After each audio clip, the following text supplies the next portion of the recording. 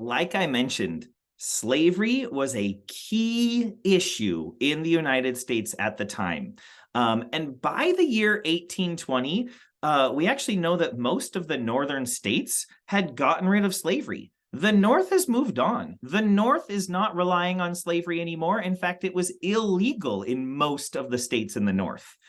However, in the South, they were still heavily relying on slavery to make their economy work, primarily because of the cotton gin and keeping up with their production of cotton, as well as other crops too that they used enslaved labor for. Now, something to remember about history too is there's never ever just one thing happening in the country at a time. So while they're having these debates about slavery throughout the United States is also expanding to the West, right? We talked about that in our westward expansion unit, right? So as the United States is moving west, they have to ask this key question. Each time we add a state, should it allow slavery or not? And you and I know what the correct answer is. Not. However, at the time, it was more about a balance of power. You see, the southern states, they wanted slavery. And so they would have more power in the government. They would have more representation in Congress to make laws for the country that affect the entire country. If we added more slave states, if states were added where slavery is legal, then the southern states would have more power in the government, and therefore they could keep on voting to extend slavery, right? However, if the northern states got their way and the newer states that were added were free states, that means they wouldn't allow slavery, then that means the free states or the northern states would have more power in Congress and they could end up voting to end slavery. Now, again, we hear this and we're like, come on, North, win, North, let's do this, end slavery. But we've got a delicate balance of power in the government. And the southern states want to have as much influence as they can have, and the northern states want as much influence as they can have. And so it comes time for Missouri to become a state. And so this big old debate happens in Congress, and they need to decide, should Missouri be added as a slave state or as a free state?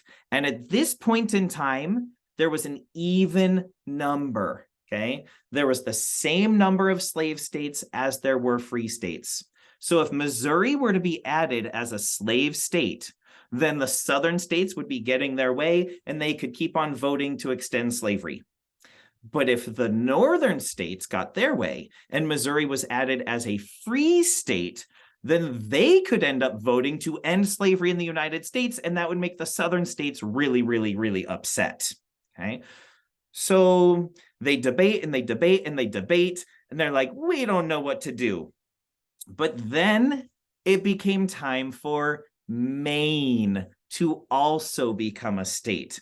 And so they were like, oh, look, everybody, we have 2 states now that are ready to become a state. So let's add Missouri and Maine at the same time. And then Missouri will be a slave state and Maine will be a free state. And then that balance of power will stay equal. We'll have equal numbers of slave states versus free states. Okay. But then they also had to say, okay, but what about next time? When we add another state down the road, what do we do? So they drew a line, and it's this yellow line called the Missouri Compromise line. And what they did is they said, from here on out, any states that are added above this line will be free states. So we can see that Missouri was clearly the last state above that line to be added as a slave state. From here on out, any states above that line will need to be free states. And any state that's added below that line will get to be a slave state. Slavery will be legal in that state. So they drew this little imaginary line, and you might be thinking, why does it end at Texas right there? Well, because at the time, that's how far the United States territory went, right? We didn't have Texas yet. We didn't have all of this land that we ended up getting from the Mexican-American War. We didn't have Oregon country yet, right? So the country only went this far. And so they said, well, this is where we'll make that compromise line. All right, take a moment, read the words on the page again, and fill out your chart for the Missouri Compromise. Remember, when it's looking at reactions of the North and the South, you have to use your brain to think, how would those people have felt about this issue?